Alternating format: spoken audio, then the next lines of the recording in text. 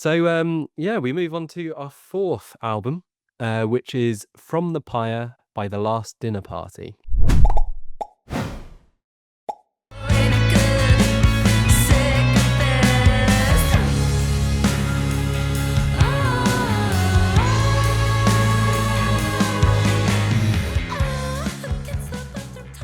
And this was our poll winner. So thanks to everyone who voted, and it was Karl's poll pick. So you're going to introduce us to From The Pyre. Yeah, so I mean, yeah, thanks to everyone who voted. I think this was like the Instagram board, wasn't it? But I think Yeah. we had a quite Yeah. close call. Um, but yeah, great to see this one make the slate this month. Yeah, obviously, if you watch our last dinner party review back, um, I was a big fan of that debut record and still am.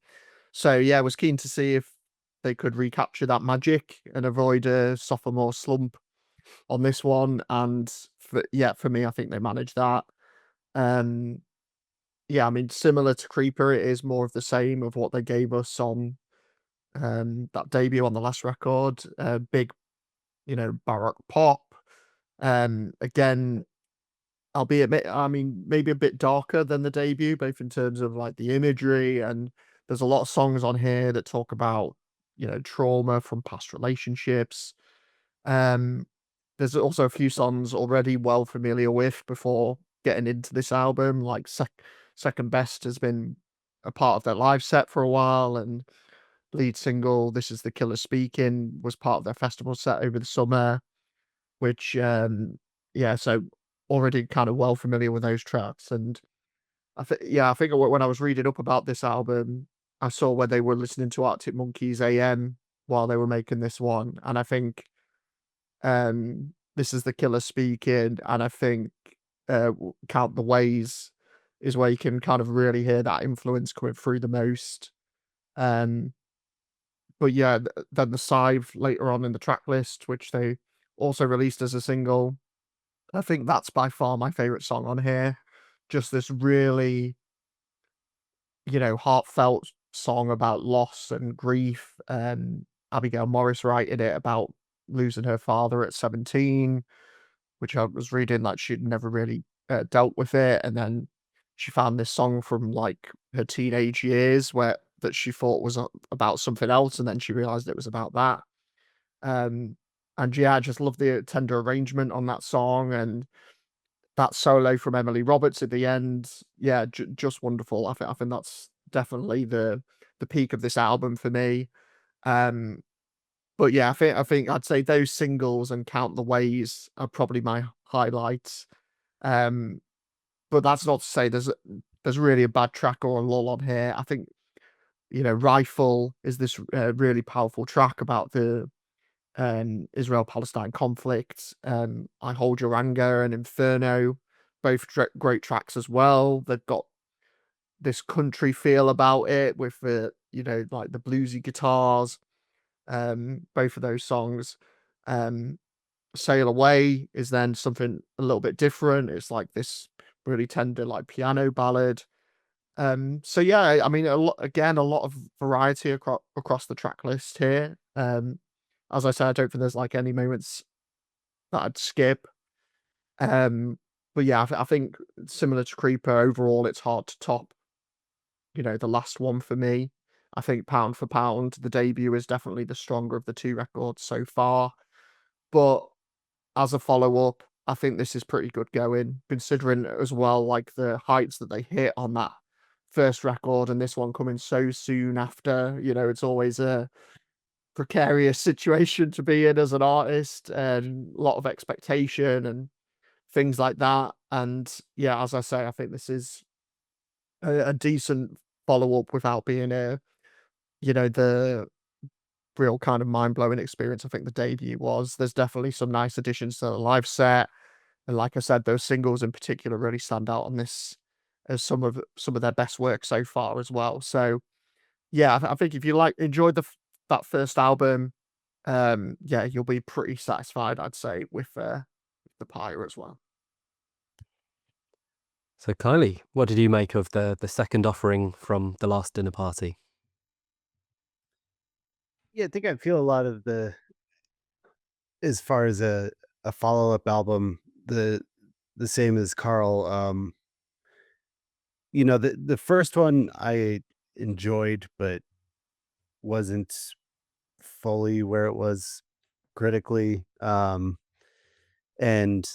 it's funny. I was asking you guys last week if there had been as much press for this record, just because this was one of those UK records that did make it the debut made it really big stateside, and everybody was writing about the last dinner party. And then somehow I'm not sure if I would have known about the second album if we didn't have it for the podcast, which I think is really interesting because I think the quality is in the songwriting is just as good on this record. I think for me, I hold your anger and Inferno especially kind of doesn't sound like the rest of the record. And that was my favorite song on here. Um, like the main thing that I come away with this album is that songwriting's great, the performances are great. Um, and it took me a couple listens, but compared to the first one, it's not as large sounding in the mix. And so um you know looked into it, and they changed up producers for this record. This is Marcus Dravs who did this one, um who is a pop producer, started out doing cool stuff for Bjork and Neon Bible, which in the suburbs, which those were the arcade record fire records besides the first one that I can still get into. But a lot of his work otherwise is a lot of you know mid Coldplay records, Mumford and Sons, um, a lot of the newer Kings of Leon records. He did do Florence How Big How Blue, which I did like that record.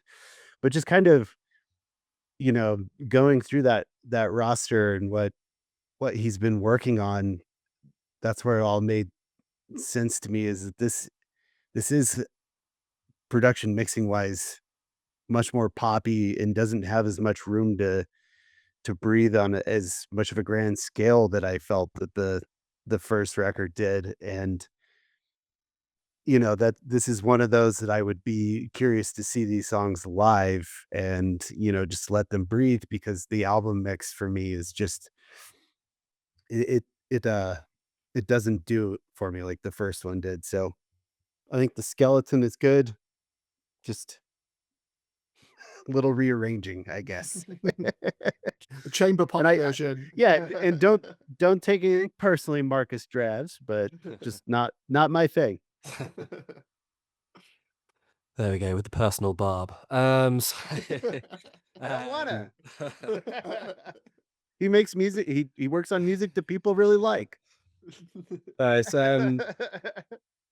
an interesting one. This one, like, and an interesting point you make, Kylie, about the discourse, because you couldn't move for discourse about the first album, and I think we spent about half of our review talking about how they'd been kind of skewered um in the press, and wrongly as well, as it turned out. But yeah, what they were kind of going through, and that typical thing about a big band on a big label who've kind of come out of nowhere, and industry plants and all this kind of stuff. And then, and I think we were all, united on the front that it's a great collection of musicians who come together and created a very catchy debut album. So with this one, and I don't know why, because I really loved the debut album.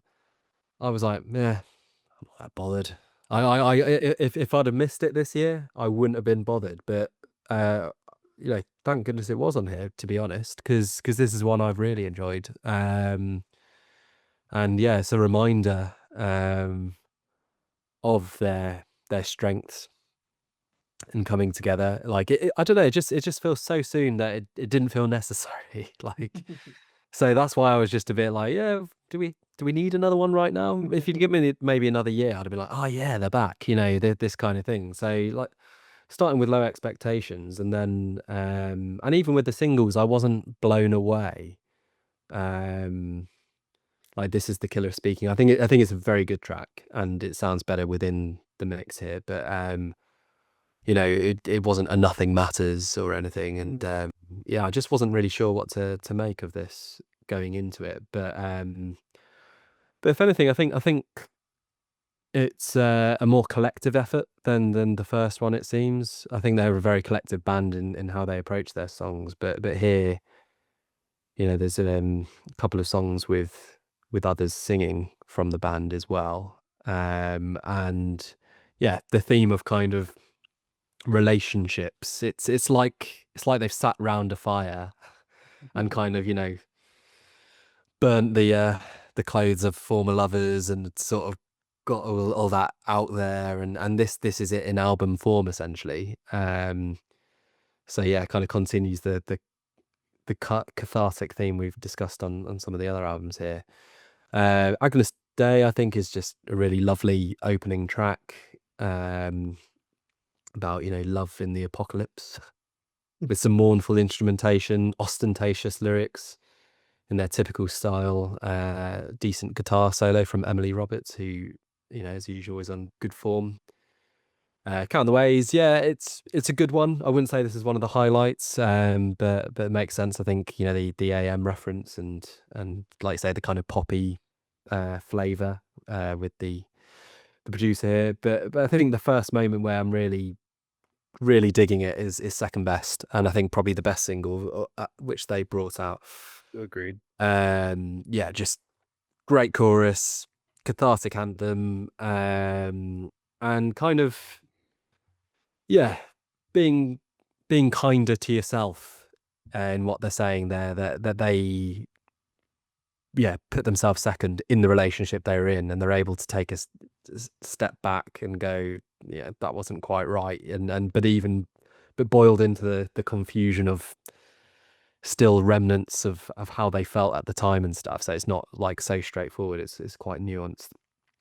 And then you obviously have This Is the Killer Speaking, which, like I say, another good track. But my favorite sort of trio on the album, the next three, Rifle, which is sung by Lizzie Mayland. Wasn't aware it was to do with Palestine. I just had that they were lambasting the violent tendencies of someone, well, or a state. So, now that I can have that knowledge. A bridge sung in French, so it's the first time we'll be talking about French lyrics. But yeah, it's a great song for me. Followed up with Woman Is a Tree, which is just so interesting, with this pagan-like delivery, and the kind of concept of women being sort of so in tune with nature and their role within society and all this kind of thing. Yeah, I just find that track really captivating and very different. And then after that, you have I Hold Your Anger with Aurora Nishevchi singing, and she's got a great voice. I really enjoyed her taking the lead here, and enjoy the kind of sad atmosphere which is created, and again, sort of the female experience being talked about. So I think those three is where I really am in tune with this album. The next tracks I think are good, but maybe not quite as impressive. But yeah, it's a high bar, I would say, and 10 tracks, just no bad one among them. Great instrumentation, great players of the music, great vocalists, not just Abigail Morris, who we last spoke of when we were reviewing BC Camplight's album earlier in the year. So yeah, might not have been particularly wanting it or expecting it so soon after Prelude to Ecstasy, but yeah, I think this is on par, possibly slightly better, possibly slightly below that one. I'd need to listen to that one again to make up my mind, but yeah, just really they've hit a level and they've stuck to it, and then very, very impressive. So very much enjoyed this one, and yeah, glad it was chosen.